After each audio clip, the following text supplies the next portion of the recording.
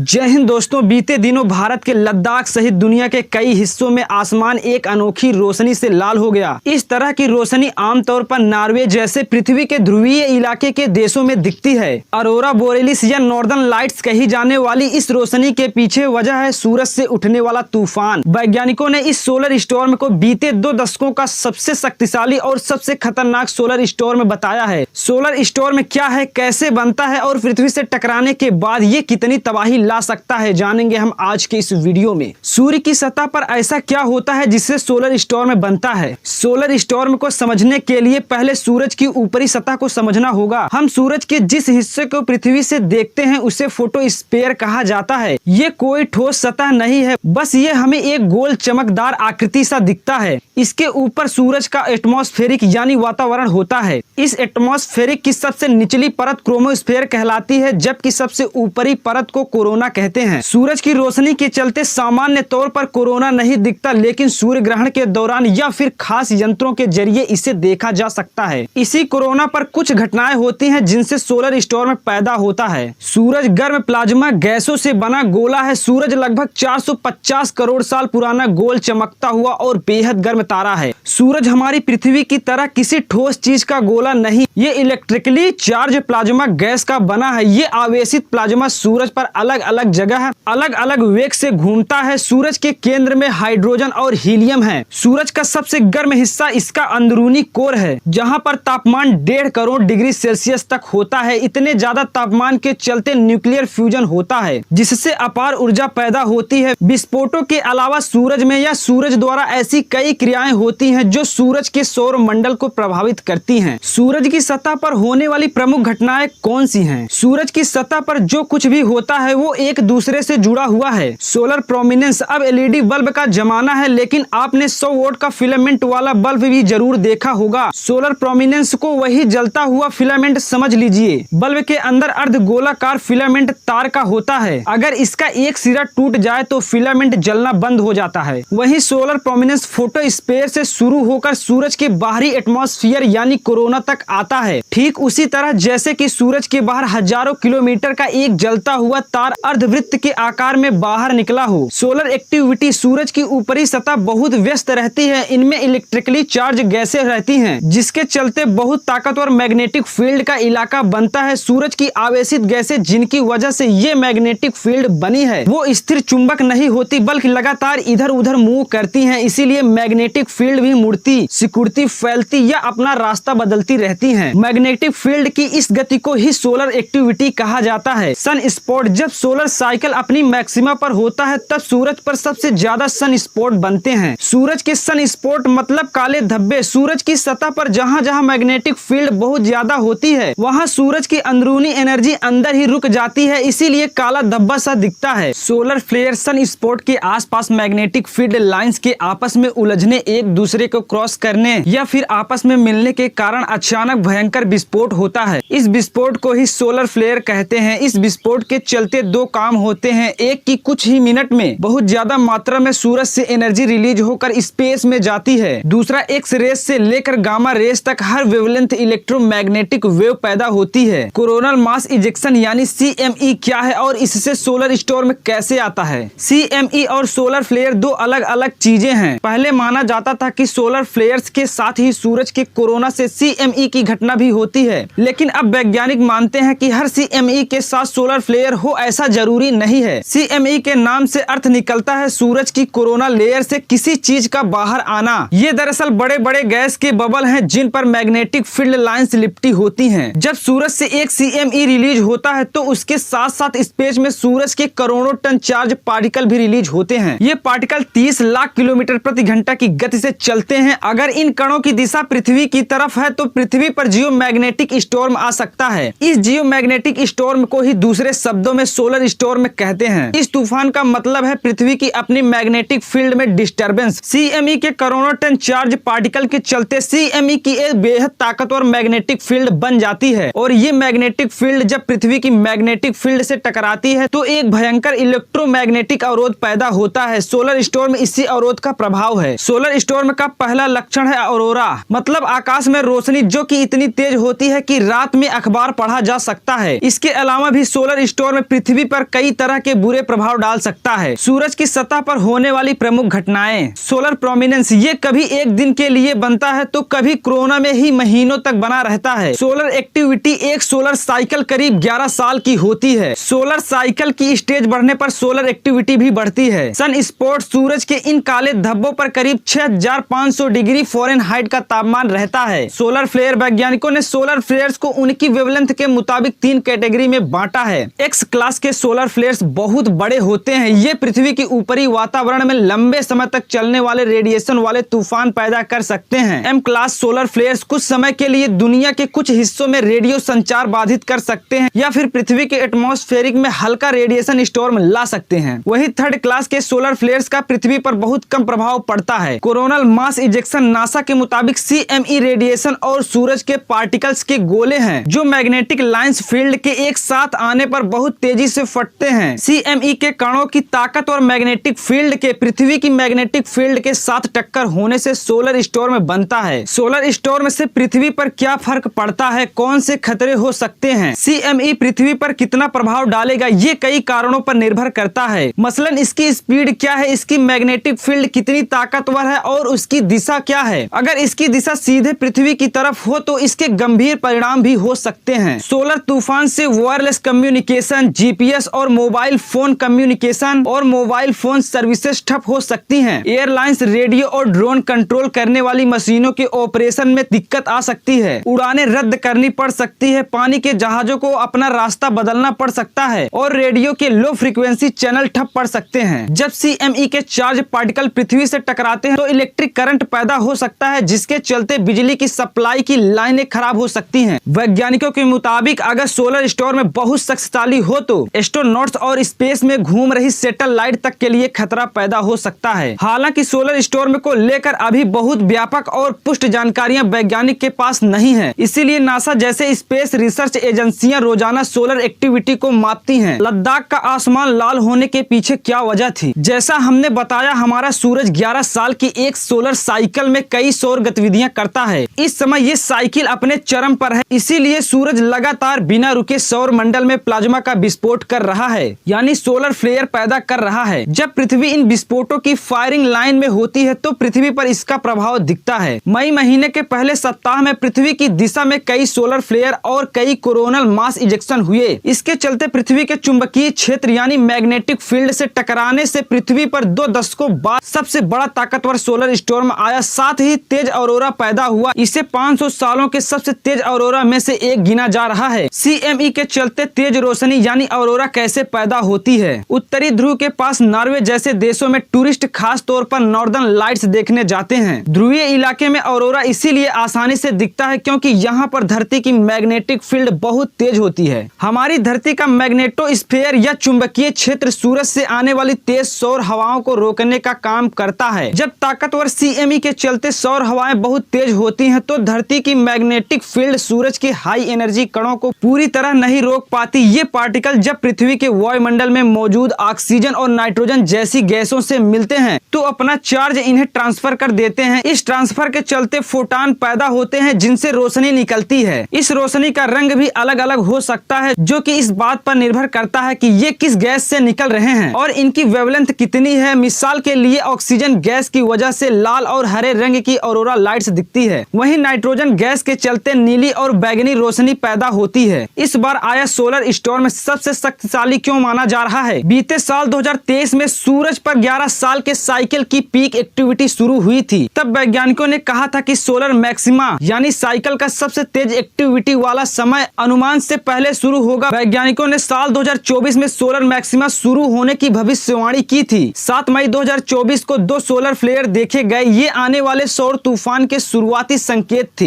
India today की खबर के मुताबिक 7 मई से 11 मई तक कई ताकतवर सोलर फ्लेयर और कुल 7 CME पृथ्वी की दिशा में बढ़े। इस दौरान 8 सबसे शक्तिशाली कैटेगरी यानी एक्स क्लास के सोलर फ्लेयर देखे गए। ये सोलर स्पेयर सन स्पॉट AR3664 में हुए विस्फोट से पैदा हुए थे। ये सन स्पॉट पृथ्वी से 15 गुना ज्यादा चौड़ा है। ये इतना बड़ा सन स्पॉट है जिससे बिना किसी लेंस के नंगी आंख से देखा जा सकता है। सन स्पॉट से निकले CME 48 लाख किलोमीटर प्रति घंटे की रफ्तार से पृथ्वी से टकराए, जिसके बाद 10 मई और 11 मई के बीच भारत में लद्दाख सहित दुनिया के कई हिस्सों में में तेज औरोरा देखा गया। नासा के साइंटिस्ट के मुताबिक सभी CME एक साथ ही पृथ्वी पर पहुंचे, जिसके चलते 11 मई 2024 को साल 2003 के बाद से अब तक का पृथ्वी पर सबसे ताकतवर सोलर स्टॉर्म आया। जियोमैग्नेटिक स्टॉर्म इंडेक्स में इसकी तीव्रता 9 की थी। ये अब तक का दर्ज हुआ सबसे बड़ा आंकड़ा है। क्या इस सोलर स्टॉर्म से पृथ्वी पर कोई खतरा है? Centre of excellence in space sciences India के साइंटिस्ट की गणना के मुताबिक जिस AR 3664 मेगा सन स्पॉट में विस्फोट हुआ, वो सामान्य चमक पैदा करने वाले सन स्पॉट की तुलना में 4 गुना ज्यादा मैग्नेटिक फील्ड, इलेक्ट्रिक करंट और एनर्जी वाला था। इस बीच अमेरिका स्थित national oceanic and atmospheric administration के स्पेस वेदर प्रेडिक्शन सेंटर ने भी पूरी दुनिया के लिए अलर्ट जारी किए और पावर ग्रिड और कमर्शियल सैटेलाइट के ऑपरेटरों को जानकारियां भेजी। इस अलर्ट के बाद ध्रुवीय इलाकों में बर्फ की चादरों की स्टडी करने वाले नासा के मिशन IceSat-2 सहित कई बड़े मिशन अलर्ट पर आ गए। SpaceX ने अपने स्टारलिंक सैटेलाइट को बचाने के लिए उपाय करने शुरू कर दिए। इन सैटेलाइट्स पर सोलर स्टॉर्म का दबाव था। भारत के 50 सैटेलाइट को बचाने के लिए इसरो की मास्टर कंट्रोल फैसिलिटी भी हरकत में आई। ये भी कहा गया कि सोलर स्टॉर्म के चलते संचार और GPS सिस्टम भी बाधित हुए। हालांकि नासा का कहना है कि तूफान की वजह बनने वाला मेगा सन स्पॉट अब सूरज के दूसरी तरफ है और पृथ्वी सुरक्षित है। हालांकि ये सन स्पॉट अभी खत्म नहीं हुआ है। मंगल ग्रह से भी सूरज का धब्बा दिखाई देने लगा है। तो दोस्तों, आपके हिसाब से सोलर स्टॉर्म और किन किन चीजों को प्रभावित करेगा, नीचे कमेंट बॉक्स में लिख कर बताइए। वीडियो देखने के लिए बहुत बहुत धन्यवाद।